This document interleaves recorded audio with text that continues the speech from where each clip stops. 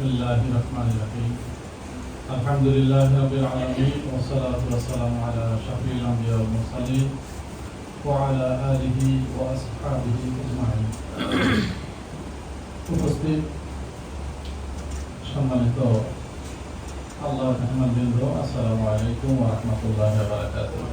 ওয়া আলাইকুম আসসালাম ওয়া রাহমাতুল্লাহ। আল্লাহ তাবারাক ওয়া তাআলা জাল্লা শানুহু সেই মহান জাত পাকের দরবারে লাখো কোটি শুকরিয়া আদায় করছি যে আল্লাহ বাংলাদেশের কোটি কোটি মানুষের মধ্য থেকে বাছাই করে আল্লাহর মেহমান হিসাবে আমাদেরকে তার ঘরে যাওয়ার জন্য সিলেক্ট করেছেন, বাছাই করেছেন। সবাই করি আলহামদুলিল্লাহ। আলহামদুলিল্লাহ। আর একটু জোরে করি সুন্দরভাবে আল্লাহকে খুশি করার জন্য আলহামদুলিল্লাহ। আলহামদুলিল্লাহ। আল্লাহর মেহমান হওয়া সৌভাগ্য সবাই আসলে নসিব হয় না। অনেকের হাজার কোটি টাকা আছে কিন্তু আল্লাহর মেহমান হওয়া সৌভাগ্য অর্জন হয় না। আবার অনেকের সামান্য টাকা আছে, এটাতে সে আল্লাহর মেহমান হয়ে গেছে।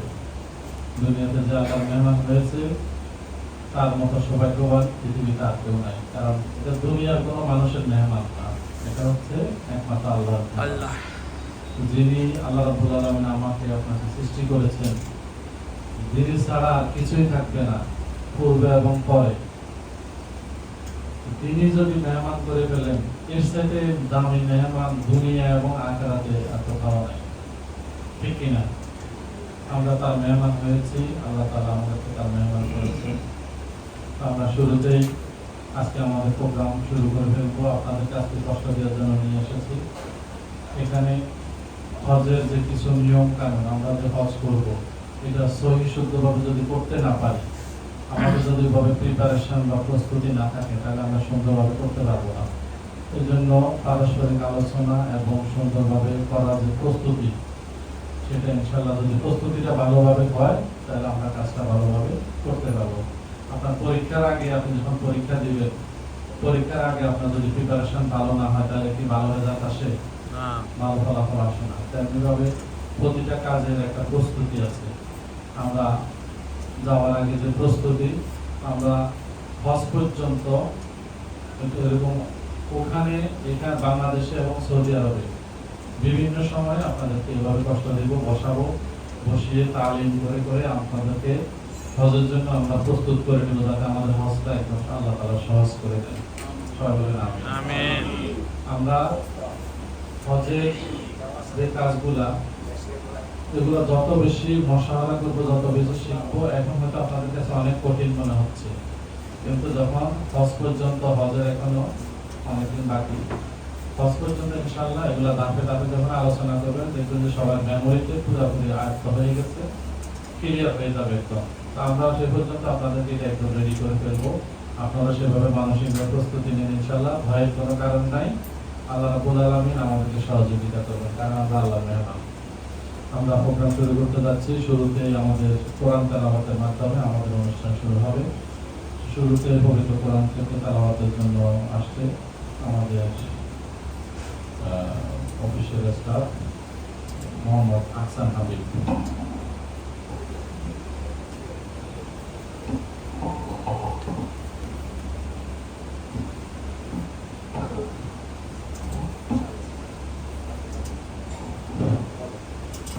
السلام عليكم ورحمة الله. أعوذ بالله من الشيطان الرجيم. بسم الله الرحمن الرحيم. ولقد خلقنا الإنسان من سلالة من طين ثم جعلناه نطفة في قرار مكين ثم خلقنا النطفة علقة فخلقنا العلقة مضغة فخلقنا المضغة عظاما فكسونا العظام لحما ثم أنشأناه خلقا آخر فتبارك الله أحسن الخالقين. ثم إنكم بعد ذلك لميتون ثم إنكم يوم القيامة القيامة تبعثون صدق الله العظيم আলহামদুলিল্লাহ, ধন্যবাদ আহসান আবেদকে সুন্দর কোরআন তেলাওয়াতের জন্য। সম্মানিত আল্লাহ মুমিনবৃন্দ, আজকে মূলত আপনাদের একটু কষ্ট হবে, সেটা হলো কিছু বিষয় আছে যেগুলো পড়ালেখা আগে করেন না, আজকে কিছু পড়ালেখা করতে হবে। বেশি পড়ালেখা করাবো না, শুধু যেগুলো না করলেই নয়, অন্তত সেগুলা সামারিগুলো অন্তত আপনাদেরকে মেমোরিতে নিতে হবে। যেমন হজের ফরজ, ওয়াজিব। ফরজ যদি ছুটে যায় আপনার হজ হবে না, তাহলে এটা তো অবশ্যই জানতে হবে। আর ওয়াজিব ছুটে গেলে জরিমানা দিতে হয়, দম, অর্থাৎ কোরবানি দিতে হয়, দম দিতে হয় ওয়াজিবগুলা ছুটে গেলে। তা আমরা যে সমস্ত জিনিসগুলা একান্ত প্রয়োজন ওইগুলো আমরা আয়ত্ত করে নেব, মুখস্থ করে নেব এবং জেনে নেব। অনেকে পারেন, আপনারা আজকে অনেকদিন যাবত, 1 বছর যাবত প্রিপারেশন নিচ্ছেন, তারপরে আজকে আমরা এটা প্রিপারেশন করাবো। যেহেতু আমাদেরও কিছু দায়িত্ব আছে আপনাদেরকে শেখানো, সেটা আপনাদেরকে আমরা সহযোগিতা করব। তো আমরা শুরুতেই হজের জন্য একটা তালবিয়া, যেটা পড়তে হয় কন্টিনিউ, এটা আপনাকে করার পরে পড়তে হবে। তালবিয়াটা তো আমরা সবাই পারি কিনা? তাহলে আমরা আজকে আরেকটু মাসকে করি। লাব্বাইক আল্লাহুম্মা লাব্বাইক, লাব্বাইক লা শারীকা লাক লাব্বাইক, ইন্নাল হামদা ওয়ান নি'মাতা লাকা ওয়াল মুলক লা শারীকা লাক। এটা আপনাকে পড়তেই হবে, জোরে জোরে পড়তে হবে। এটা আমি আল্লাহ দরবারে হাজির হয়েছি, হে আল্লাহ আমি হাজির, আমি উপস্থিত। কাকে বলছেন? এটা আল্লাহকে, রব্বুল আলামিনকে বলছেন। যেহেতু আল্লাহ আপনাকে দাওয়াত দিয়েছে আল্লাহর মেহমান হিসাবে, আপনি মেহমান হিসাবে উপস্থিত হওয়ার পরে এটা পড়া মানে আপনি রেজিস্ট্রেশন করতেছেন আল্লাহ দরবারে। বুঝতে পারছেন তো? এটা দিচ্ছেন মানে, তালবিয়া দিচ্ছেন মানে আপনি আল্লাহর কাছে রেজিস্ট্রেশন করতেছেন, ইন করতেছেন, আমি প্রোগ্রামে চলে আসছি। এজন্য এটাকে ভালোভাবে পড়তে হবে না, আন্তরিকতা দিয়ে, ভালোবাসা দিয়ে, অত্যন্ত স্নেহ সহকারে, মমতা সহকারে, দরদ দিয়ে, দু চোখের পানি চলে আসবে, তালবিয়া পড়বেন। আমরা তালবিয়ার অর্থটা জানবো। তালবিয়ার অর্থটা কি? এটা হচ্ছে হাজির, আমি হাজির, হে আল্লাহ আমি হাজির। আপনি কাকে বলছেন? আল্লাহকে বলছেন। এরপরে বলছেন আল্লাহ আপনার কোনো শরীক নাই, তাওহীদের সাক্ষী দিচ্ছেন। আল্লাহকে বলছেন যে আল্লাহ আপনার কোনো শরীক নাই। এরপরে বলছেন সমস্ত প্রশংসা, পৃথিবীতে যত প্রশংসা আছে সমস্ত প্রশংসা একমাত্র আপনারই জন্য। কার জন্য? আল্লাহর জন্য। তাহলে আমি প্রথম বলছি হে আল্লাহ আমি হাজির হয়ে গেছি, আমি চলে আসছি। আপনি যখন চলে যাবেন আল্লাহর দরবারে, যখন চলে যাবেন আপনার দায়িত্ব কার? আল্লাহ। আপনার জিম্মাদারি কে নিয়ে নেবে? আল্লাহ নিয়ে নেবে। আপনি যদি সেভাবে আল্লাহকে বলতে পারেন, আপনি যদি বলেছেন যে আমি আপনার দরবারে চলে এসেছি। এখন মেহমান যখন চলে আসে, মেহমানদের কারো দায়িত্ব কার? যিনি দাওয়াত দিয়েছেন তার। এখন আল্লাহ রাব্বুল আলামিন আপনার আমার দায়িত্ব নেবে কিনা? অবশ্যই নেবে। কারণ হচ্ছে যে আল্লাহ যে দাওয়াত দিয়েছেন, আপনি আল্লাহ বাড়িতে হাজির হয়ে গেছেন। কাবা ঘর যেটা, এটা কার বাড়ি? আল্লাহর বাড়ি। আল্লাহর বাড়ি। এটা কি দুনিয়ার কোনো মানুষের বাড়ি না, এটা কার বাড়ি? আল্লাহর বাড়ি। আল্লাহর বাড়িতে আপনি যখন যাই বলবেন আল্লাহ আমি হাজির হয়ে গেছি। দুনিয়াতে আপনি যখন আপনার ভাইয়ের বাড়িতে যান, বন্ধু বান্ধবের বাড়িতে যান, আপনাকে দাওয়াত দেয়, কোনো ভালো জায়গায় যান, আপনি যখন একটা সালাম দিয়ে বলেন যে আসসালামু আলাইকুম ভাই আমি চলে আসছি, তখন উনি খুব খুশি হন না? কারণ উনি আপনাকে দাওয়াত দিয়েছেন। কারণ দাওয়াত দেওয়ার কারণে আপনি যখন যান তার মনটা অনেক বড় হয়ে যায়। এখন আল্লাহ আপনাকে দাওয়াত দিয়েছেন, আপনি আল্লাহ ঘরে হাজির হয়ে গেছেন, তখন আল্লাহ খুশি হবেন না? আল্লাহ খুশি হবেন না নারাজ হবেন?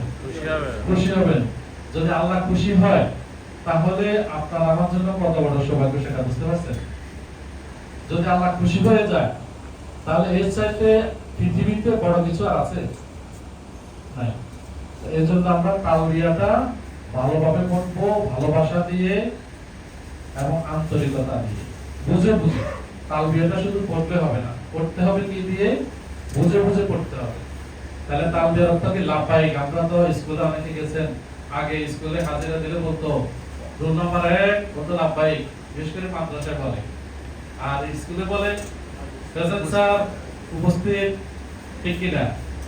তেমনি ভাবে আপনি যখন আল্লাহ দরবারে যাচ্ছেন, আল্লাহ দাওয়াত দিয়েছে, আপনি যে বলতেছেন লাব্বাইক, আমি হাজির, উপস্থিত হয়ে গেছি, লাব্বাইক আল্লাহুম্মা লাব্বাইক, আমি উপস্থিত, হে আল্লাহ আমি উপস্থিত, আমি চলে আসছি। কতটুকু ভালোবাসা, আমি চলে আসছি, আল্লাহ তাআলা আমি চলে আসছি। এর সাথে পৃথিবীতে মর্যাদাপূর্ণ জিনিস আপনার।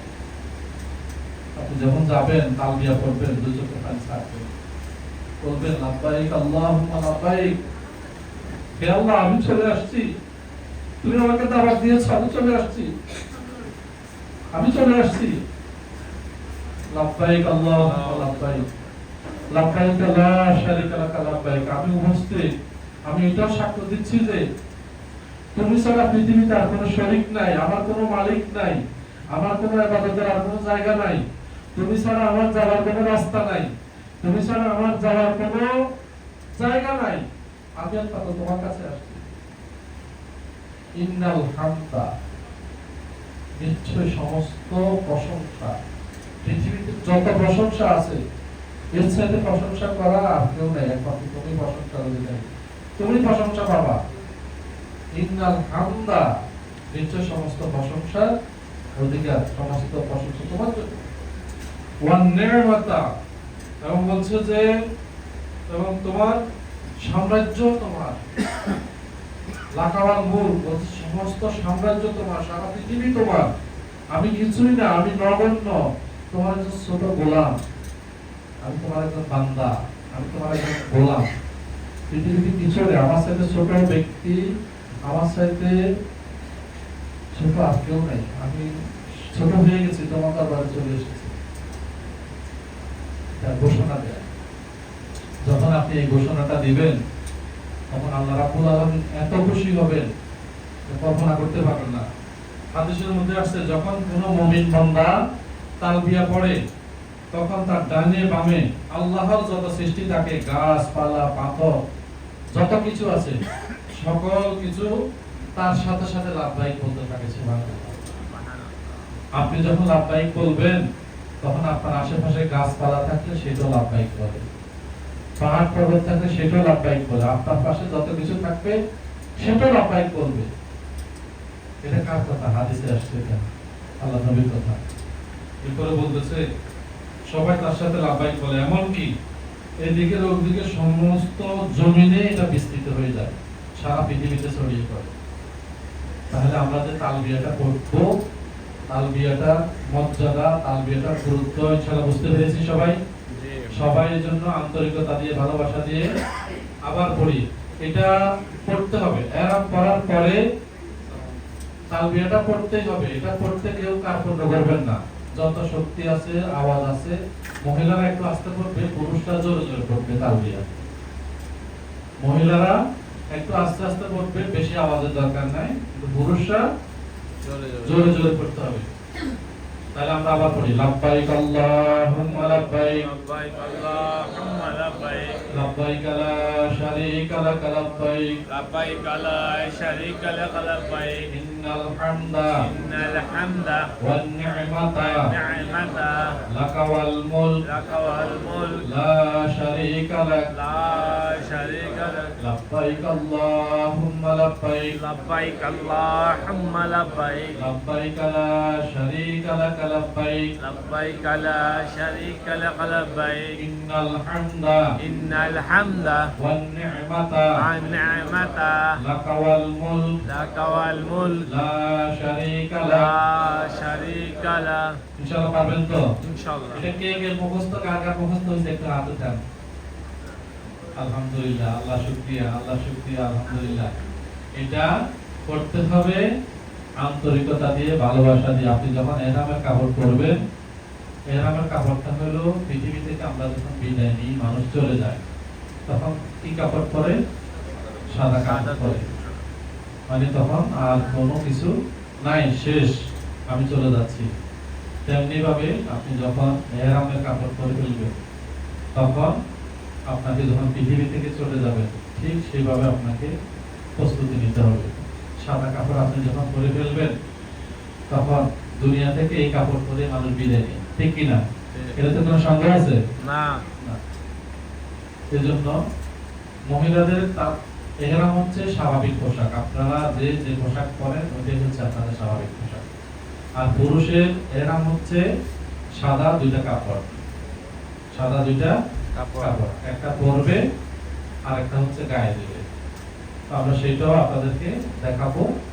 সবাই এখনো অনেকে আসে পৌঁছেন নাই, আসুক আস্তে আস্তে। ওইটা সবাই যখন আসবে এহরামটা কিভাবে পরে আমরা এটা প্র্যাকটিক্যাল দেখাই দেবো আপনাদেরকে আজকে। এটা ইনশাআল্লাহ সবাই যাতে এহরাম তো আপনি যতবার উমরা করবেন, হজ করবেন, এটা করা লাগবে। তো আপনি যদি শিখে ফেলেন তাহলে আমি বারবার পড়া দিতে হবে না। আমি ধরেন একটু সহযোগিতা করলাম, পড়া দিলাম, কিন্তু আপনি যখন পরিবর্তন ফেলতে পারবেন, আপনি আরেকজনকে সহযোগিতা করবেন, আপনি সওয়াব পাবেন। আপনি যখন আরেকজনকে সহযোগিতা করবেন, আপনি সওয়াব পাবেন। তো এজন্য আমরা হজের যে বিধান, ফরজ এবং ওয়াজিব। ফরজ কয়টা? আপনাদেরকে একটা কাগজ দিয়েছি, এটা কাগজটাকে সবাই পেয়েছেন। যারা পান নাই ওদেরকে একটু কাগজগুলো দাও, সহযোগিতা করা যারা পরে আসছে, বই এবং কাগজ দাও তোমরা। হজের ফরজ হচ্ছে 3টা। এটা জেনে রাখেন, হজের 3টা ফরজের যে কোনো একটা ছুটে গেলে আপনার হজ হবে না। আপনাকে পরের বছর হজ কাজা করতে হবে। বুঝতে পারছেন? হজের ফরজের 3টা যদি যে কোনো একটা ছুটে যায়, আল্লাহ না করুক, আপনার হজ হবে না। এটা কোনো কিছু দিয়ে কভার দিতে পারবেন না, এটা কভার হবে না। ফরজের যে কোনো একটা ছুটলেই হজ হবে না। এই জন্য এই 3টা আপনাদের ভালোভাবে জানতে হবে। 3টা কি? এহরাম বাঁধা। এহরাম বাঁধা। এখন আমরা এহরাম কিভাবে বাঁধবো নিশ্চয় জানার দরকার আছে। এহরাম বাঁধা হচ্ছে আমরা যখন বাংলাদেশ থেকে যাব, আমরা করব হচ্ছে তামাত্তু হজ। কি হজ? হজ 3 প্রকার: হজে ইফরাদ, হজে তামাত্তু, হজে কিরান। হজ 3 প্রকার। এর মধ্যে সবচেয়ে সহজ হচ্ছে হজে তামাত্তু। আমরা বাংলাদেশ থেকে যারা যায় 99% লোক তামাত্তু হজ করে। তো তামাত্তু হজটা হচ্ছে সহজ। আপনার প্রথম বাংলাদেশ থেকে গিয়ে, বাংলাদেশের মানুষ 30 দিন, 40 দিন, 15 দিন, 20 দিন আগে যায়। আগে গিয়ে প্রথম উমরা করে। প্রথম কি করে? উমরা করে, মাথা মুন্ডন করে স্বাভাবিক পোশাকে চলে যায়, অর্থাৎ এহরাম খুলে স্বাভাবিক পোশাক। এরপরে আবার যখন হজের সময় আসে, হজের জন্য যেদিন মিনায় যাবে সেদিন হোটেলে আবার এহরামের কাপড় পরে, হোটেলের মধ্যে এহরামের কাপড় পরে মিনাতে যায়। হজের যে 5 দিনের যে ধারাবাহিক কাজগুলো, মিনা, মুজদালিফা, আরাফা, ওটা যাওয়ার জন্য দিন আবার এহরাম করতে হয়। এখন এহরাম পরা এক জিনিস, নিয়ত করা আরেক জিনিস। আপনি কাপড় পরলেন সেটা এক কথা, কিন্তু নিয়ত না করা পর্যন্ত আপনার নিয়ত হবে না। নিয়তটা কি? মনের ইচ্ছা, ইরাদা। মনের ইচ্ছাটা আপনি ইরাদা করবেন। এহরাম বাঁধা বাংলাদেশ থেকে আমরা সর্বপ্রথম হাজি ক্যাম্পে যেতে হবে। আমাদেরকে কোথায় যেতে হবে? হাজি ক্যাম্পে। আমাদেরকে সর্বপ্রথম যেতে হবে হাজি ক্যাম্পে। হাজি ক্যাম্পে বাংলাদেশের ইমিগ্রেশন হবে, আর এয়ারপোর্টে সৌদি আরবের ইমিগ্রেশন হবে। মনে থাকবে আপনাদের কেউ ভুল ক্রমে এয়ারপোর্টে চলে যাবেন না। হাজিদেরকে সর্বপ্রথম কোথায় যেতে হবে? হাজি ক্যাম্পে। হাজি ক্যাম্পে যেতে হবে। সেখানে আপনার আনুষঙ্গিক যাবতীয় কাজ যা যা আছে, আপনার লাগেজ বুকিং দেয়া, এই লাগেজ আপনি পাবেন হচ্ছে সৌদি আরব গিয়ে। এখানে আর এই লাগেজ পাবেন না। আপনি হোটেলে এই লাগেজ পৌঁছে যাবে। আপনার যে বুকিং এ যে লাগেজ দেবেন, এই লাগেজ হোটেলে পৌঁছে যাবে। আপনার এই লাগেজ আর ধরতে হবে না। এর জন্য লাগেজটা অনেক সময় একদিন পরে যায়, আবার সাথে সাথে চলে যায়, 2 দিন পরে যায়, আবার হারিয়েও যায়। লাগেজ অনেক সময় হারানো যায়। এই জন্য আপনারা হ্যান্ড লাগেজ, ওটার মধ্যে 2-3 দিন পড়তে পারেন, 2-3 সেট কাপড় রেখে দেবেন। ওষুধপত্র, যে খাওয়ার ওষুধপত্রগুলা হাত থেকে রেখে দেবেন। 3-4 দিনের ওষুধপত্র হাত থেকে রেখে দেবেন। আমার কথা বুঝতে পারছেন সবাই? হ্যান্ড লাগেজে 2-3 সেট কাপড় রাখবেন। এহরামের কাপড়টা হ্যান্ড লাগেজে রাখবেন, এক সেট গায়ে দিবেন, আরেক সেট হ্যান্ড লাগেজে রাখবেন।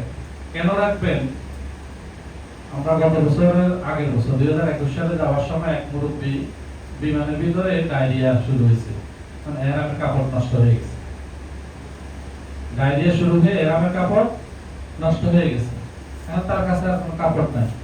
এখন বিমানের মধ্যে খোঁজাখুঁজি করতেছে কার কাছে এহরামের কাপড় আছে। পরে টয়লেটে নিয়ে আরেকজন আমাদের হাজি ত্রিমোহনের আমাদের সুমন ভাই, উনি এই খেদমতটা করছে, ওই লোকটাকে পরিষ্কার করে এই এহরামের কাপড়টা পরাইছে। ওনার কাছে একটা এক্সট্রা কাপড় ছিল হাতের মধ্যে, ওইটা উনি এহরামের কাপড়টা দিয়ে দিয়েছে ওনাকে। অনেকের কাছে কিন্তু এহরামের কাপড় ছিল না সেদিন, আমি সচক্ষে দেখেছি। এক্সট্রা আরেকটা কাপড় নাই, কারণ যিনি যার কাপড় নষ্ট হয়েছে তারও এক্সট্রা কোনো কাপড় নেই। এখন বিমানের ভিতরে সব লোক খোঁজাখুঁজি করতেছে, কারোর কাছে কাপড় নেই, সবাই তো বুকিং এ দিয়ে দিয়েছে কাপড়।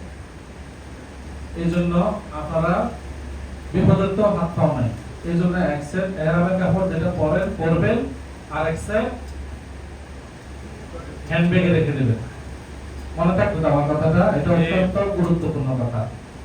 আর প্রত্যেকের এহরাম শেষ করে সেখানে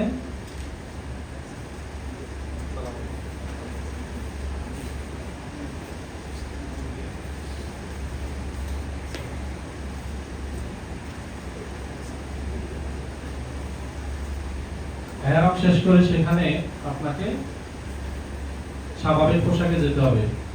এমনও দেখেছি একটা লোক গিয়েছে মক্কায়, তার লাগেজ চলে গেছে মদিনায় ভুল ক্রমে। এখানে একটা উমরা শেষ করার পরে তার কাছে আর কোনো কাপড় চোপড় নাই। 3 দিন 4 দিন পর্যন্ত এই লোকটাকে আমাদের হোটেলের মধ্যে আমি দেখতে পাচ্ছি উনি এহরামের কাপড় পরে পরে ঘুরতেছে। পরে বললাম, চাচা আপনি তো এহরামের কাপড় পরে ঘুরতেছেন কখন আগে? বলছে, বাবা আমার তো লাগেজ যেটা এটা পাচ্ছি না, আজকে 3 দিন এখন খবর নিয়েছি লাগেজটা নাকি মদিনা চলে গেছে ভুল ক্রমে। এখন ওনার তার পড়ার কিছু নাই। আবার অনেককে এমন দেখেছি গুরুত্বপূর্ণ ওষুধপত্র যেটা সবসময় লাগে, প্রতিদিন লাগে, দেখা গেল তার ওষুধ, এখন তার ওষুধ খাওয়া দরকার, তার ওষুধটা লাগেজে দিয়ে দিয়েছে, তার জন্য কষ্ট অসুবিধা। এই জন্য ওগুলো অত্যন্ত গুরুত্বপূর্ণ বিষয়, এগুলো মনে রাখতে হবে। তাহলে হজের 1 নম্বর কাজ হচ্ছে কি এহরাম বাঁধা ফরজ। 2 নম্বর কাজ হচ্ছে 9 জিলহজ তারিখে আরাফাতের ময়দানে অবস্থান করা। কিছুক্ষণ সময়ের জন্য হলেও অবস্থান করতে হয়। অনেক সময় দেখবেন আপনারা যাওয়ার পরে হেলিকপ্টারে করে উপরে ঘুরতেছে, বহু লোক আছে অসুস্থ, অ্যাম্বুলেন্সে করে শুধু এহরাম পরিয়ে তাকে আরাফাতের ময়দানে ঘুরে নিয়ে যাচ্ছে। একবারের জন্য সূর্য উদয় থেকে সূর্য অস্ত যাওয়া পর্যন্ত এই সময়ের মধ্যে যে কোনো সময়ের জন্য হলেও আপনাকে আরাফাতের ময়দানে অবস্থান করতে হবে। আর আরাফাতের ময়দানে অবস্থানটাই হচ্ছে হজ। যে ব্যক্তি আরাফাতের ময়দানে যাইতে পারে না তার হজ হবে না, কারণ সেখানে সারা বছরে 9 জিলহজ তারিখে একদিন নির্দিষ্ট সময়ে নির্দিষ্ট তারিখে নির্দিষ্ট জায়গায় যাওয়া। আরাফাতের ময়দানে জিলহজ মাসের 9 তারিখে আপনাকে যেতেই হবে। সেখানে যেতে না পারলে আপনার হজ হবে না। মনে থাকবে সবাই? জি। তাহলে কয়টা গেল? 2টা। আরেকটা হচ্ছে তাওয়াফে জিয়ারত করা। অর্থাৎ আপনি যখন আরাফাতের ময়দানে গেলেন, পাথর মারা শেষ হবে, শেষ হওয়ার পরে 10 তারিখ, 11 তারিখ, 12 তারিখ আসর পর্যন্ত এই 3 দিন সময় থাকবে। 3 দিন সময়ের ভিতরে আপনাকে তাওয়াফে জিয়ারত করতে হবে। তাওয়াফে জিয়ারত না করলে আপনার হজ হবে না। সময় কতক্ষণ? 12 তারিখ আসর পর্যন্ত। এই জন্য এটা যত দ্রুত শেষ করা যায় তত দ্রুত উত্তম। পাথর মারার পর পরেই যদি প্রথম দিন শেষ করা যায় তাওয়াফে জিয়ারত, এটা সবচেয়ে উত্তম। বুঝতে পেরেছেন সবাই? কারণ ফরজ ফেলে রাখতে নাই, ফরজ আপনাকে শেষ করে ফেলতেই হবে। এরপরে বাকিটা ওয়াজিব, যেটা আপনি হয়তো অসুস্থ হয়ে যেতে পারেন, প্রবলেমে পড়তে পারেন, বিপদে পড়তে পারেন, কিন্তু ফরজটা আপনাকে যত দ্রুত সম্ভব ফরজ আদায় করে ফেলতে হবে। তাহলে হজের ফরজ কয়টা? 3টা। ইহরাম বাঁধা, 9 জিলহজ তারিখে আরাফাতের ময়দানে অবস্থান করা, আর তাওয়াফে জিয়ারত করা। কারণ আরাফাতের ময়দানে সূর্য ডুবার আগ পর্যন্ত আপনি বের হতে পারবেন না। সূর্য ডুবলে তারপরে বের হতে হবে, মাগরিবের পরে বের হতে হবে, তার আগে গেটও খুলবে না আরাফাতের ময়দানে। এখন সেখানকার পরিবেশ পরিস্থিতি, হজের যে ট্রেনিং, এটা আসলে 1 ঘন্টা 2 ঘন্টা 3 ঘন্টা এটা ট্রেনিং শেষ হবে না। এটা দফায় দফায় পরবর্তী পর্যায়ে আস্তে আস্তে আরো অনেক কিছু আছে। এটা শাখা প্রশাখা উপশাখা আরো অনেক আছে। আমি যেটা শুধু আপনার মেইন যেটা সেটা বলছি এখন। এরপরে ওয়াজিব হচ্ছে 6টা। ওয়াজিব কয়টা? 6টা। 1 নাম্বার হচ্ছে মুজদালিফা অবস্থান করা। কোথায় অবস্থান করা? মুজদালিফায়। আমরা যখন আরাফাতের ময়দানে যাব, প্রথম আমরা হোটেল থেকে ইহরাম বেঁধে বাংলাদেশ থেকে যখন যাব তখন আমরা উমরা নিয়ত করব। কিসে নিয়ত করব? উমরা নিয়ত করব। আর 8 জিলহজ তারিখ যখন আমরা হজের উদ্দেশ্যে যাব তখন আমরা নিয়ত করব কিসের? হজের। মনে থাকবে এটা সবাই। যাওয়ার দিন আমরা নিয়ত করব কিসের? উমরা। আর হজের নিয়ত করব আমরা কখন? 8 জিলহজ, যেদিন আমরা মিনায় যাব। মিনায় যাব, সেখানে হজের কাজ হচ্ছে 5 দিন। কয় দিন? 5 দিন। জিলহজ মাসের 8 তারিখ, 9 তারিখ, 10 তারিখ, 11 তারিখ, 12 তারিখ, এই 5 দিন হচ্ছে হজ। হজ কয় দিন? 5 দিন। হজের কষ্ট এটা। সেখানে প্রচুর হাঁটা লাগে। আপনাকে মাথায় প্রিপারেশন রাখতে হবে যে আমাকে হাঁটতে হবে। যেখানে হাঁটা যে পরিমাণ রোদের তাপ পড়ে, আপনার সবাই ছাতা একটা রাখবেন, আর পায়ের স্যান্ডেল যেটা, ওটা অবশ্যই রাখবেন। কারণ হচ্ছে যে সেখানে যে পরিমাণ তাপ পড়ে, আপনার যদি কোনো ক্রমে আপনার জুতা বা স্যান্ডেল হারিয়ে যায়, আপনার পায়ের নিচে ধস পড়ে যাবে, ধস পড়ে চামড়া উঠে যাবে, আপনি হাঁটতে পারবেন না। এই জন্য প্রয়োজনে স্পেয়ার স্যান্ডেল রাখবেন, অথবা যে জুতাটা আপনি নেবেন, যেটা পরবেন সেটা মজবুত দেখে ভালো দেখে নেবেন, এবং সেটা টেক কেয়ার করবেন, যত্ন করবেন, কোনো কারণে এটা হারিয়ে না যায়। বুঝতে পারছেন সবাই? এটা অত্যন্ত গুরুত্বপূর্ণ কথা। আপনার জুতা যাতে কোনোভাবে না হারায়। ছাতা হারাই গেলেও সমস্যা নেই, কিন্তু পায়ের জুতা ঠিক রাখতে হবে। কারণ হচ্ছে যে আপনার সেখানে যে পরিমাণ রাস্তা গরম হবে, আপনি হাঁটতে পারবেন না। এর জন্য স্পেয়ার আপনাকে রাখতে হবে সেটা। তাহলে আমরা হজের নিয়ত করে হোটেল থেকে হজের নিয়ত করে মিনার উদ্দেশ্যে রওনা হব 8 তারিখ, অর্থাৎ 7 তারিখ দিবাগত রাত্রে। আরবি মাস শুরু হয় চাঁদের সাথে কানেকশন, চাঁদ দিয়ে। আর ইংরেজি বছর শুরু হয়, ইংরেজি দিন শুরু হয় সূর্যের সাথে কানেকশন। আরবি মাসগুলো শুরু হয়, আপনারা রমজানে দেখেছেন, রমজানের কখন থেকে শুরু হয়? তারাবি কখন পড়ে? চাঁদ থেকে তারাবি পড়ে, আগের দিন থেকে শুরু হয়। তেমনি ভাবে অনেকে আমাদেরকে সেখানে গিয়ে প্রশ্ন করে যে 8 তারিখ তো আগামীকাল, আমরা আমাদেরকে আজকে কেন মিনা নিয়ে যাচ্ছে? এটা অনেকে বলে, এটা বুঝার ভুল। তো অনেকে এটা বুঝাইতে হয়।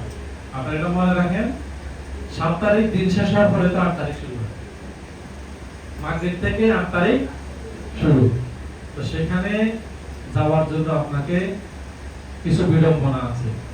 সেটা হলো লক্ষ লক্ষ লোক, 30 লক্ষ 40 লক্ষ লোক একসাথে যাবে। তো সেখানে আমার যেতে হলে কিছু বিড়ম্বনা হবে। গাড়ি নির্দিষ্ট সময়ে আসবে না, আবার নির্দিষ্ট সময়ের আগেও চলে আসে। দেখা গেল বলছে যে রাত্রে গাড়ি আসবে রাত 10টায়, এখন সেই গাড়ি আসতে আসতে হয়ে গেছে রাত 3টায়। সেখানে আমাদের কোনো হাত নাই, এটা সৌদি ম্যানেজমেন্ট ব্যবস্থা করে। তো দেখা গেল আবার 10টা বলছে, 10টায় চলে আসছে।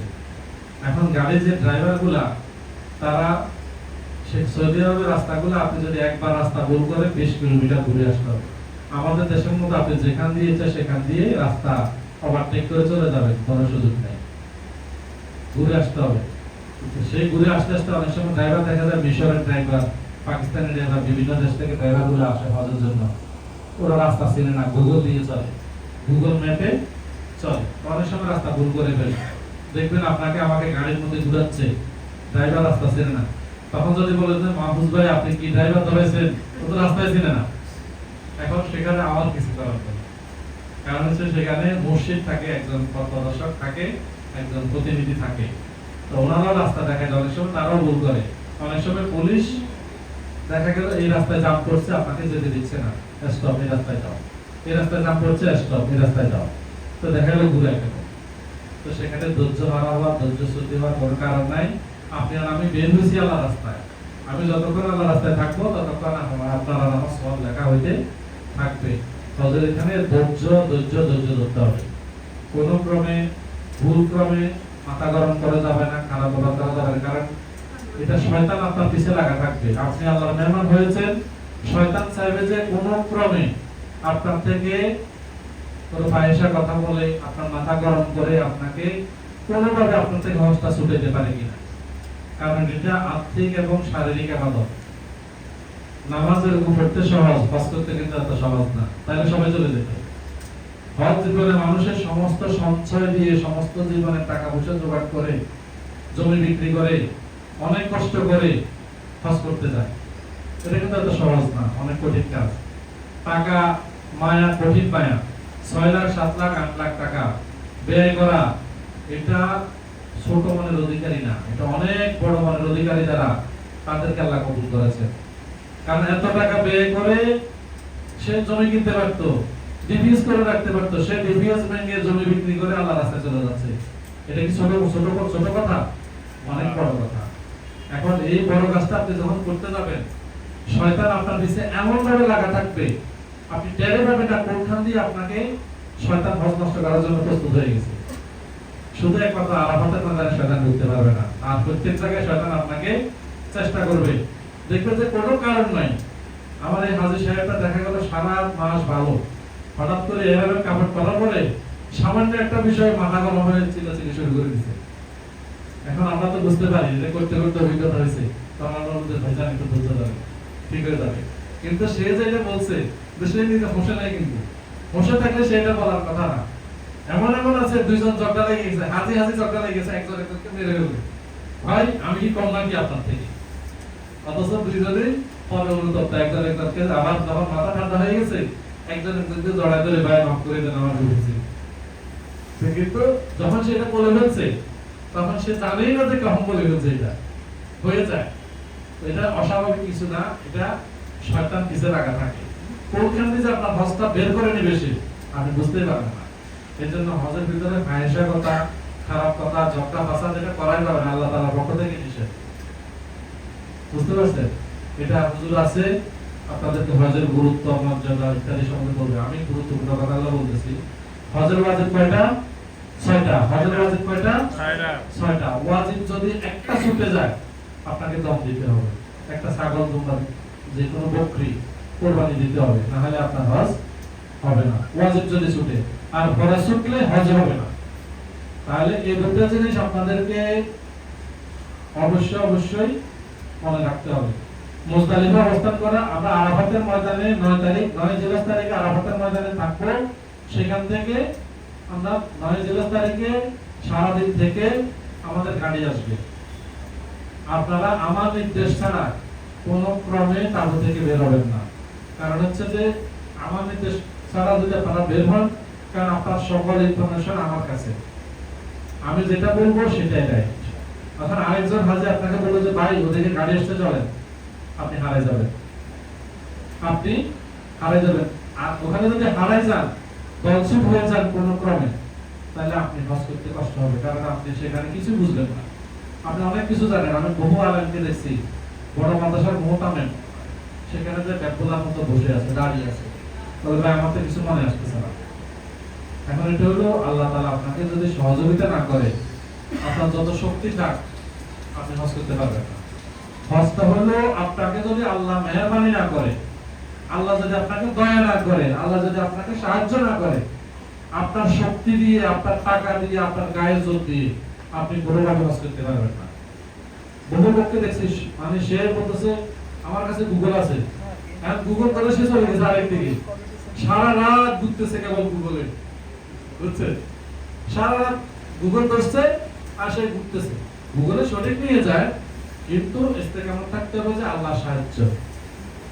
গুগলের সাহায্য নেবেন, অসুবিধা নেই, কিন্তু আপনাকে সাহায্য নিতে হবে যে আল্লাহ। কার সাহায্য নিতে হবে? আল্লাহ। বলবেন যে আল্লাহ আমি দুর্বল, আপনি যদি আমাকে সাহায্য না করেন, আমার পক্ষে কোনোভাবে হজ করা সম্ভব না। এখন থেকে প্রতি নামাজে দোয়া করবেন, আল্লাহ আমাকে সুস্থ রাখেন এবং আমার হজটা কবুল করেন এবং আমাকে সাহায্য করেন। দেখবেন যে একদম পানির মতো সহজ হয়ে গেছে, একদম পানির মতো সহজ হয়ে গেছে ইনশাআল্লাহ। একমাত্র আল্লাহ যদি সাহায্য করে আপনার জন্য কোনো অসুবিধা নাই। অনেক দুর্বল মানুষ হাঁটতে পারে না, সেখানে গিয়ে সে হাঁটতেছে, তার কোনো অসুবিধা নাই। আল্লাহ তাআলা তাকে শক্তি দিয়ে দিয়েছে। আল্লাহ কি ইচ্ছা করলে পারে না? যিনি অসুস্থ করেছেন সুস্থ করবেন কে? আল্লাহ। আল্লাহ।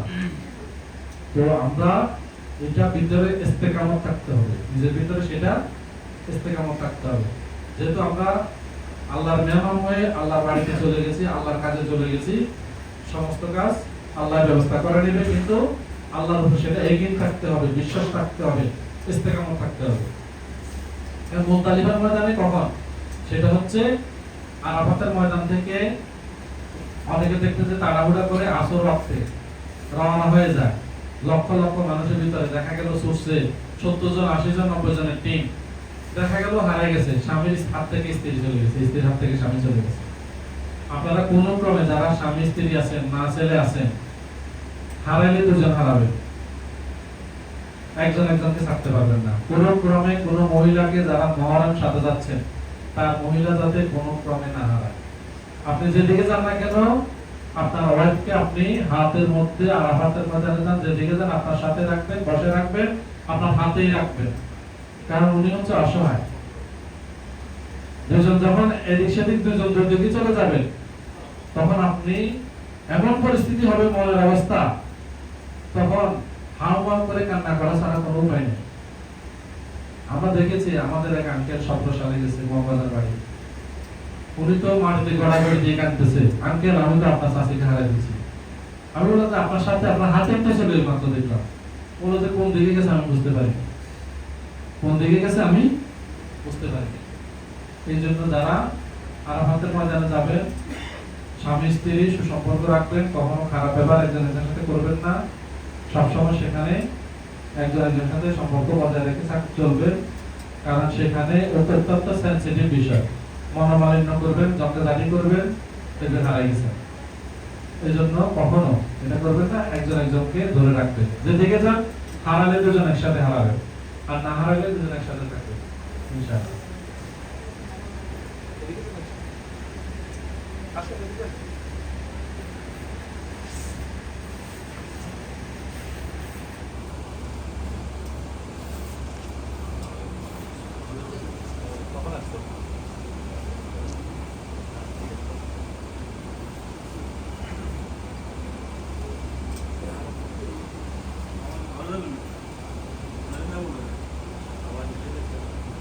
হ্যালো, তাহলে মুজদালিফায় অবস্থান করা হলো আরাফাতের ময়দান থেকে আমরা মুজদালিফার উদ্দেশ্যে আসবো। গত বছরও ভাইজান ছিল আমাদের সাথে, অনেকেই মুজদালিফা যাওয়ার জন্য চলে গেছে, যারা গেছে আসর ওয়াক্তে চলে গেছে। পার্কিং হলো 2 কিলোমিটার 3 কিলোমিটার দূরে, গাড়ি খুঁজে পাইতে পাইতে অনেক কষ্ট হয়। আপনারা খেয়াল রাখবেন, আরাফাতের ময়দান থেকে মুজদালিফায় নেওয়ার দায়িত্ব ওই দেশের সরকারের, ওরা গাড়ি দিতে বাধ্য দিবে, হয় অ্যাক্টিভ রেখে এসে দেবে, না হয় পরে দেবে। আমরা সিরিয়াল যখন পাবো আমরা তখনই যাব। আমরা গত বছর অনেকে 3 ঘন্টা 4 ঘন্টা 5 ঘন্টা লাগছে, গত বছর আমরা মুজদালিফা যেতে সময় লাগছে আধা ঘন্টা। ইব্রাহিম ছিলাম আমাদের সাথে, আল্লাহ তাআলা এত সহজ করছে কল্পনার বাইরে। তো এই জন্য ধৈর্য ধরতে হবে। আমি যখন নির্দেশ দিব আমার কথা বাইরে কেউ যাবে না, গেলে হয়তো ঝামেলায় পড়ে যাবে, বিপদে পড়বেন। আমি যেদিকে যাব আনুগত্য এবং আমার কথাগুলো সময় একটু মেনে চলবে, তাহলে দেখবেন যে ইনশাআল্লাহ সহজ হয়ে গেছে, আল্লাহ সহজ করে দেবে। তো মুজদালিফাতে সেখানে কিন্তু কোনো ধরনের বিছানা ছাউনি কোনো কিছু নেই, সেখানে খোলা আকাশের নিচে আপনাদেরকে থাকতে হবে, রাত্রি যাপন করতে হবে খোলা আকাশের নিচে। সেটার জন্য আপনাদেরকে বাড়ি থেকে যাওয়ার সময় বেডশিট সাথে নিতে হবে, বেডশিট অথবা বিছানা সাথে নেবেন। অনেকে মাথার নিচে হাওয়ার বালিশ দিতে পারেন, অথবা আমরা একটা ব্যাগ দিব, এটার মধ্যে আরামের কাপড়, আপনার টুকিটাকি এক সেট কাপড় থাকলে ওই কাপড়ের ব্যাগটা মাথার নিচে দিয়ে আপনি মুজদালিফায় শুয়ে যেতে পারবেন। যত ওজন কম নেওয়া যায়, আপনার ওজন বেশি নেবেন না, কোনো ক্রমে সামান্য ওজন আপনি নেবেন ইনশাআল্লাহ। মুজদালিফা ময়দানে অবস্থান করা ওয়াজিব। সেখান থেকে মুজদালিফা থেকে হলো সারা রাত থাকার পরে আমরা সকাল বেলায় ফজরের নামাজ জামাতে পড়ে মুজদালিফায় অবস্থান করা, মানে সেখানে কাজ হচ্ছে ঘুম যাওয়া। সেখানে আপনি বসে বসে সারা রাত ইবাদত করতে হবে না, সেখানে আপনি আরাফাতের ময়দানে জোহর এবং আসর নামাজ একসাথে পড়তে হয়। সেখানে জোহর এবং আসরের নামাজ কসর হবে। কি হবে? 2 রাকাত 2 রাকাত 2 রাকাত 2 রাকাত হবে। আর মাগরিবের নামাজ যত রাতেই হোক সেটা হবে মুজদালিফাতে গিয়ে। মাগরিব এবং এশারের নামাজ সেটা কোথায় হবে? মুজদালিফাতে হবে। তো সেখানে আমরা মুজদালিফাতে জামাতে একসাথে আদায় হবে। আর বিতিরও সেখানে হবে। এরপরে ফজরের সারা রাত সেখানে থেকে ফজরের নামাজ পড়ে আমরা শয়তানকে পাথর মারার জন্য মুজদালিফাতে আবার আরেকটা কাজ আছে। সেই মুজদালিফা থেকে পাথর নিতে হবে। কি নিতে হবে? পাথর নিতে হবে। পাথর নিতে হবে। সেখানে আপনারা হয়তো অনেকে কাপড়ের পাথরের ব্যাগ নেবেন, অথবা আপনারা ওই যাওয়ার সময় সেখানে ছোট ছোট পানির বোতল পাওয়া যায়, সেটার মধ্যে পানির বোতলে নিয়ে নিতে পারবেন। ওটার জন্য এত টেনশনের কিছু নেই যে কাপড়ের ব্যাগ কিনতে হবে, সিলাইতে হবে, দরকার নেই। অনেক ছোট ছোট পানির বোতল পাওয়া যায়, এটার মধ্যে ঢুকিয়ে রাখা যায়। তবে স্ট্যান্ডার্ড হলো যে পাথরের ব্যাগ থাকে কাপড়ে সিলানো, এটাতে নিয়ে নেবেন। পাথর নেবেন কয়টা? 70টা। পাথর কয়টা নেবেন? 70টা। জোরে বলেন একটু, পাথর কয়টা নেবেন? 70টা। 70টা। এখন লাগবে হলো 49টা, 70টা কেন নেবেন? এখন প্রথম দিন শয়তানকে পাথর মারতে হবে 7টা। প্রথম দিন কয়টা? 7টা। আমরা মুজদালিফা থেকে একসাথে রওনা হয়ে যাব। একসাথে রওনা হয়ে মুজদালিফাতে 70টা পাথর নেবেন। পাথরগুলো বড় বড় না, ছোট ছোট বোর্ডের মতো সাইজ দেখে দেখে সুন্দর দেখে নেবেন।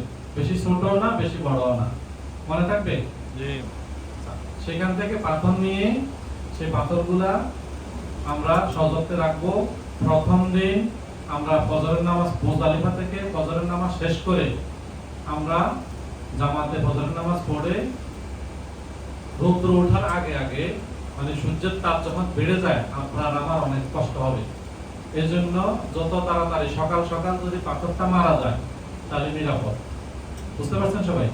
সকাল সকাল যদি পাথরটা মারা যায় নিরাপদ, তাপ হওয়ার আগে আগে। তো এজন্য সেদিন হাঁটতে হবে মুজদালিফা থেকে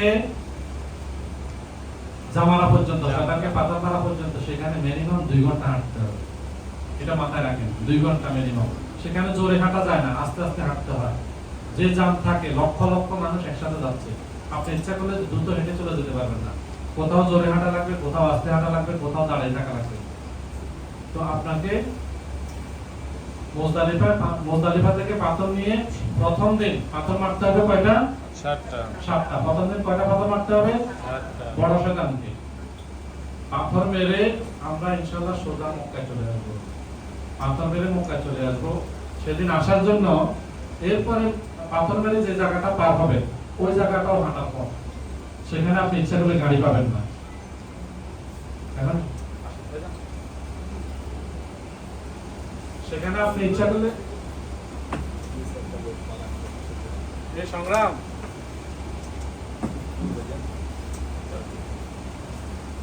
নিজে গাড়িতে কিছু বই আছে, বইটা নিয়ে আসুন।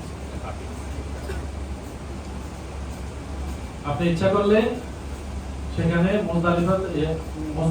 শয়তানকে পাথর মারার পরে ইচ্ছা করলে সেখানে গাড়ি পাবেন না।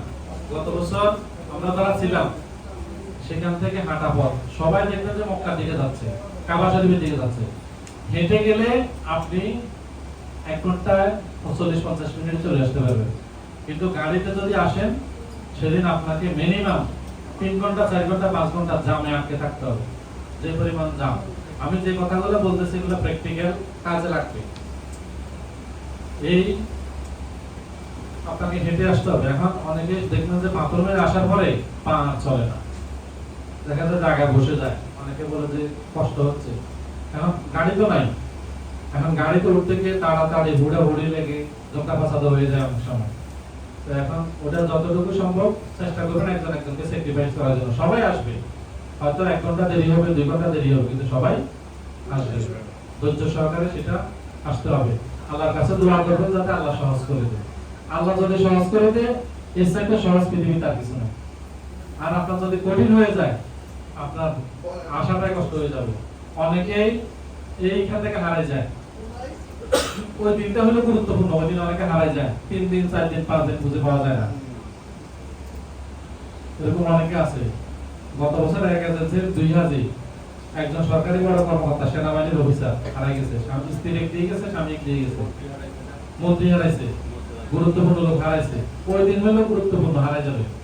এই জন্য ওই দিন সবাই খুব খেয়াল রাখবেন একজন একজনের প্রতি, আমরা যাতে না হারায়। আর না হারানোর জন্য আমাদের মহিলাদের জন্য আমরা একটা হিজাবের ব্যবস্থা করেছি। সেই হিজাবটা এদিকে আসো, হিজাবটা একটু নাও। আর পুরুষের জন্য, মহিলা এবং পুরুষের জন্য পিঠের একটা ব্যাগ, আমাদের নাম লেখা, আমাদের এজেন্সির নাম লেখা, সেখানে আমার মোবাইল নাম্বার আছে। আমাদের হোটেলের, আপনারা মক্কায় যাওয়ার পরে প্রত্যেকে হোটেলের একটা কার্ড, আমরা যে হোটেলে থাকবেন, যে হোটেলে থাকবেন, গিয়ে সাথে সাথে একটা দুইটা কার্ড আপনারা আপনাদের ব্যাগে আপনাদের গলার আইডি কার্ডের সাথে নিয়ে নেবেন।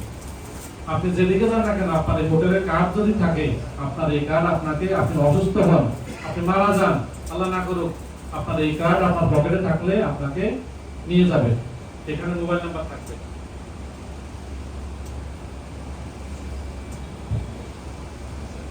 এই হিসাবটা সবাই, আমরা যখন হয়তো এটা অনেকের, এটা মহিলাদের এই হিসাবটা, এখানে এটা দেখলে সবাই যখন এক কালারের হিসাব করবে, তাহলে হারাবে না, একজন একজনকে দেখে সেদিন এটা ফলো করে যেতে পারবে। দেখছেন তো সবাই? মেহরবানি করে ওই দিন আপনারা হয়তো আমাদের এটা, আপনাদের কাছে এই সাইডে আরো সুন্দর, আরো সফট, আরো অনেক দামি হিসাব থাকবে, কিন্তু ওই দিনের জন্য একটু কষ্ট করে ওই 5 দিনের জন্য হিসাবটা করবেন। আপনারা পারবেন তো ইনশাআল্লাহ? এটা গরম হবে না, একটু সুন্দর আছে, নরম হবে, আমরা একটু সহনীয় বানিয়েছি। তো ইনশাআল্লাহ এটা বেশি ওজনও না, আমরা যাতে আপনাদের কষ্ট কম হয় ওইভাবে বানিয়েছি। আপনারা হিসাবটা ব্যবহার করবেন। আর যে কাঁধের যে ব্যাগটা আছে, আপনারা কাঁধের ব্যাগটা কাঁধে রাখবেন। আপনার কাছে আরো দামি ব্যাগ থাকতে পারে, কিন্তু যে কাঁধের ব্যাগটা, সবাই যখন এট এ টাইম একই কালারের ব্যাগ পরে যাবে, তখন দেখতে চিনবেন যে এটা তো আমাদের হাজি। সামনে দেখা যাবে না, কিন্তু পিছনে যখন ব্যাগ দেখা যাবে, মহিলাদের পিঠে ব্যাগটা থাকবে, পুরুষের পিঠে ব্যাগটা থাকবে। এটার ভিতরে এই যে দেখেন এই ব্যাগটা, দেখছেন তো সবাই? এটা সবার জন্য, এই ব্যাগটা আমরা একটা একটা ব্যাগ সবার জন্য রেখেছি। আপনারা যাওয়ার সময় এটা দিয়ে দেব, এটা হারাবেন না কোনো ক্রমে, এটা নিয়ে যাবেন। এরপরে দ্বিতীয় দিন যখন পাথর মারবেন, প্রথম দিন বড় সাজানকে 7টা পাথর মারতে হবে। 7টা পাথর মেরে আমরা মক্কায় গিয়ে কোরবানি করতে হবে। কি করতে হবে? কোরবানি করতে হবে। আমি ধারাবাহিকভাবে ওয়াজিবগুলো বলে ফেলতেছি, আপনাদের যাতে মনে থাকে। 1 নাম্বার 2 নাম্বার দিয়ে মুখস্থ করালে জীবনে মনে থাকবে না। এজন্য মুজদালিফাতে গিয়ে পাথর নিতে হবে। পাথর নিয়ে শয়তানকে পাথর মারতে হবে। কয়টা? প্রথম দিন 7টা। প্রথম দিন কয়টা? 7টা। 7টা পাথর মেরে আমরা মক্কায় চলে যাব। সেখানে গিয়ে প্রথম হোটেলে গিয়ে ফ্রেশ হব, নাস্তা পানি করে। এরপরে আমাদের পক্ষ থেকে অনেকে সরকারিভাবে ব্যাংকে টাকা জমা দিয়ে দেবেন, ওনাদের কোরবানি ওভাবে হবে। আবার কোরবানি আমাদের আমরা অনেকের আত্মীয় স্বজন সেখানে আছে, ওনাদের মাধ্যমেও করতে পারবেন। আবার যারা একান্ত পারবেন না, যাদের অসুবিধা হয়, আমরা সহযোগিতা করব। তো আপনারা যারা আমাদের সাথে থাকবেন, আমরা একসাথে কোরবানিগুলো হাজিদের থেকে, আপনাদের থেকে 4-5 জন প্রতিনিধি যাবে, গিয়ে প্রত্যেকের নামে নামে লিস্ট থাকবে, এটা নামে নামে জবাই করে আসবে। প্রত্যেকের নামে নামে জবাই করে আসবে। ইনশাআল্লাহ আল্লাহ চাহে তো, যদি আল্লাহ রিজিকে রাখে, ওই মাংস আপনাদেরকে কিছুটা আমরা খাওয়াইতে পারবো ইনশাআল্লাহ। ইনশাআল্লাহ।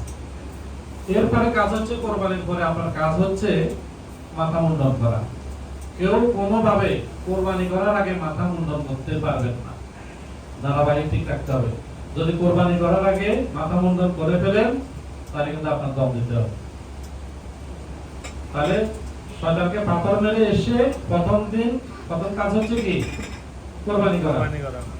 অথবা আপনার ফরজ তাওয়াফটা করে ফেলতে পারবেন, যে ফরজে যে তাওয়াফে যে আজ এটা ওইটা করে ফেলতে পারবেন, এরকম করে ফেলতে পারবেন। এখন কোরবানি করার পরে, কোরবানি করার আগ পর্যন্ত আপনি ইহরামের কাপড় খুলতে পারবেন না। কোরবানি করলে আপনি ইহরামের কাপড় মুক্ত। মনে থাকবে সবাই, এটা একটা তো অত্যন্ত গুরুত্বপূর্ণ কথা। কোরবানি করার পরে আপনি মুক্ত, ইহরামের কাপড় খুলতে পারবেন। কোরবানির আগ পর্যন্ত আপনি ইহরামের কাপড় খুলতে পারবেন না। এজন্য কোরবানি করার পরে ইহরামের কাপড় খুলবেন। ইহরামের কাপড় খোলার পরে আপনার তাওয়াফে জিয়ারত করেন অথবা আগে করেন, কোনো অসুবিধা নেই। এরপরে আমাদেরকে আবার মিনায় চলে যেতে হবে। কোথায় যেতে হবে? মিনায় চলে যেতে হবে। তাওয়াফ শেষ করে কারো ধরেন বিকাল হবে, সন্ধ্যা হবে, রাতের মধ্যে আমাদেরকে মিনায় চলে যেতে হবে। তো আপনারা মিনায় গিয়ে আবার আমাদের যে হজের যে 5 দিন, এই 5 দিন আপনাদের খাবার দাবার থেকে শুরু করে সকল কিছু মিনা, মুজদালিফা, আরাফাতের মধ্যে। ওই 5 দিন আমাদের এজেন্সির পক্ষ থেকে কোনো ধরনের খাবার দাবার রান্না হবে না।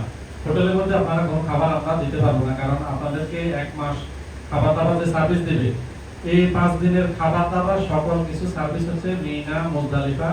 মুজদালিফাতে কোনো খাবার নাই, মিনা এবং আরাফাতের ময়দান। সেখানে 3 বেলা সকাল, দুপুর, রাতে, সকালের নাস্তা, দুপুরের খাবার, রাতের খাবার সেখানে রান্না হয়। একদম উন্নত মানের রান্না হয় সেখানে, লাইভ কিচেন, এবং কি যে খাবার দাবার স্বাস্থ্যসম্মত। এত বেশি মরিচ দিবে না, ঝাল দিবে না, সাদা সাদা, হয়তো বাহাওয়ের মুরগি দিবে, অথবা দুম্বার গোস্ত দিবে, অথবা বকরির ছাগলের গোস্ত দিবে, সকালবেলা রুটি দিবে, ডাল দিবে। আপনারা পর্যাপ্ত খাবেন। মিনা, মুজদালিফা, আরাফাত যত কম খাওয়া যায়, যত বেশি খাবেন তত বেশি বাথরুমে যেতে হবে। বাথরুমে যাওয়ার জন্য লম্বা লাইন, বাথরুমে যাওয়ার জন্য লম্বা লাইন, 10 জন 15 জন লাইন ধরে থাকে। তো আপনারা সবসময় খেয়াল রাখবেন, নামাজের আগে দিয়ে বাথরুমে চাপ পড়ে। আপনারা বিশেষ করে যে টাইমটাতে মানুষ কম যায় ওই টাইমটা বুদ্ধি করে বেছে নেবেন, কোন টাইমটাতে মানুষ বাথরুমে কম যায়। আপনি ওই টাইমে যাওয়ার চেষ্টা করবেন, তাহলে আপনার অসুবিধা হবে না। এই টেকনিকটা একটু মনে রাখবেন। আর যত বেশি বাথরুমে কম খাওয়া যায়, কম বাথরুমে যাওয়া যায়, কারণ আপনি যত বেশি খাবেন তত বেশি পেট খারাপ হবে, বাথরুমে যেতে হবে। ফয়সাল ভাই, এদিকে চলে আসেন। আসেন। এজন্য দ্বিতীয় দিনে কাজ হচ্ছে আবার কোরবানি করে, ফরজ তাওয়াফ করে আবার মিনা যেতে হবে। মিনাতে আপনার সেখানে দ্বিতীয় দিন পাথর মারতে হবে 21টা। দ্বিতীয় দিন কয়টা? 21টা। দ্বিতীয় দিন 21টা, তারপরে তৃতীয় দিন আবার 21টা। তৃতীয় দিন কয়টা? 21টা। তৃতীয় দিন 21টা মারার পরে আপনার হজের কাজ শেষ, আলহামদুলিল্লাহ।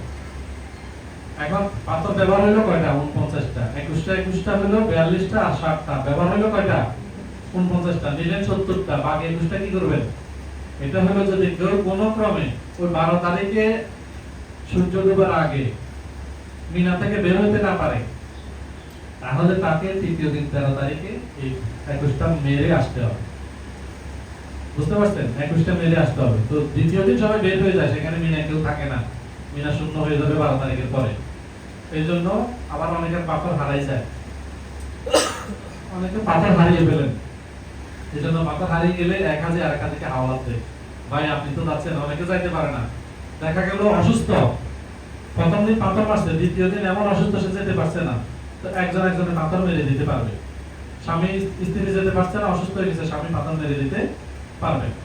এটা সবচেয়ে নিজে যাওয়াটা হলো উত্তম, কিন্তু যেতে না পারলে কি করবেন? কিন্তু কাউকে দিয়ে বলতে হলো পাথর মারতে হবে, না মারলে কিন্তু আপনার ওয়াজিব আদায় হবে না। সেখানে যে 5 দিন, ওই 5 দিন আপনাদেরকে আমরা মিনাতে খেতে হবে। আর যদি কেউ হোটেলে এসে অবস্থান করেন, ওনাকে নিজ দায়িত্বে হোটেল থেকে কিনে খেতে হবে। মনে থাকবে তো সবাই? এটা পরবর্তীতে বলে যে মাহফুজ ভাই আপনি আমাদের কোনো খাবার ব্যবস্থা করলেন না, আমরা হোটেলে বসে আছি, কোনো খোঁজ খবর নিলেন না। কিন্তু আমাদের তো খাবার দাবার, আপনার 5 দিন হচ্ছে হজের কাজ। আপনি মিনায়, মুজদালিফা, আরাফায় থাকতে হবে। আপনি হোটেলে কি করবেন? হোটেলে আপনি নিজে হয়তো যেতে পারছেন না, এই জন্য আসছেন, কিন্তু সেখানে আমাদের কোনো খাবার দাবারের সার্ভিস থাকবে না, কারণ আমরা সবাই থাকবো মিনা, মুজদালিফা, আরাফাতে। আপনাকে সেখানে খাবার দিবে কে? এই জন্য যারা হোটেলে আসবেন ওই 5 দিন হোটেলের এখানে যদি আসেন, একটু মেহরবানি করে আপনারা কষ্ট করে আপনারা কিনে খাবেন হোটেল থেকে, অথবা নিজেদের ওখানে একটু ব্যবস্থা করবেন। আমাদের মিনাতে আপনাদের জন্য 3 বেলা খাবারের ব্যবস্থা থাকবে, সকালের নাস্তা, দুপুরের খাবার, রাতের খাবার, এবং কি ফল, ফ্রুট, পানি সকল কিছু থাকবে। আর সবাই ঠান্ডা পানি অ্যাভয়েড করবেন, কোনো ক্রমে ঠান্ডা পানি খাবেন না, কারণ ঠান্ডা পানি খেতে গেলে অসুস্থ হয়ে যাবেন। সবাই ওখানে যাবেন, আমি যে ধারাবাহিকতা হজের কাজগুলো বলছি, এগুলা আপনারা 1 নম্বর 2 নম্বর করে মুখস্থ করলে মনে থাকবে না, তো গল্পের আকারে যেভাবে ধারাবাহিক বলছি এভাবে মনে থাকবে। থাকবে তো সবাই ইনশাআল্লাহ? এটা বারবার মাশাআল্লাহ হবে, আলোচনা হবে, বারবার আপনাদেরকে বলবো,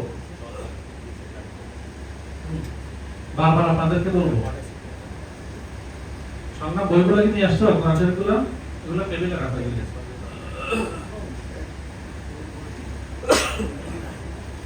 আপনারা এই হজের কাজ, এরপরে হচ্ছে বিদায় তওয়াফ করা, আরেকটা কাজ ওয়াজিব কাজ বাকি থাকবে, সেটা মদিনা যেদিন যাবেন যাওয়ার আগের দিন বিদায় তওয়াফটা করতে হবে। ওইটা কিন্তু ওয়াজিব, মনে থাকবে তো সবাই। বিদায় তওয়াফ তো হচ্ছে আপনি মক্কা ছেড়ে যখন বিদায় নেবেন মক্কা থেকে, আপনাকে বিদায় তওয়াফটা করতে হবে। তাহলে কিন্তু আমরা যে হজের কাজগুলো, ওয়াজিব কাজগুলো কিন্তু বলে ফেলছি, ফরজগুলো বলে ফেলছি, ওয়াজিবগুলো বলে ফেলছি। তো ইনশাআল্লাহ আমরা আমাদের আরো মেহমানরা আসছেন, হুজুর আসছেন, আপনারা আরো গুরুত্বপূর্ণ কথা শুনবেন।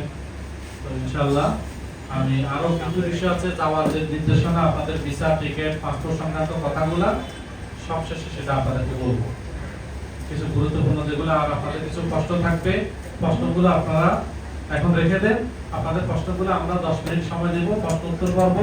আমরা সকল কথা শেষে আপনাদের প্রশ্নগুলো নেব, কার কি প্রশ্ন আছে। ইনশাআল্লাহ আপনাদের যার যার মনে যে প্রশ্নগুলো আছে আপনারা সেগুলো ধৈর্য সহকারে রাখেন।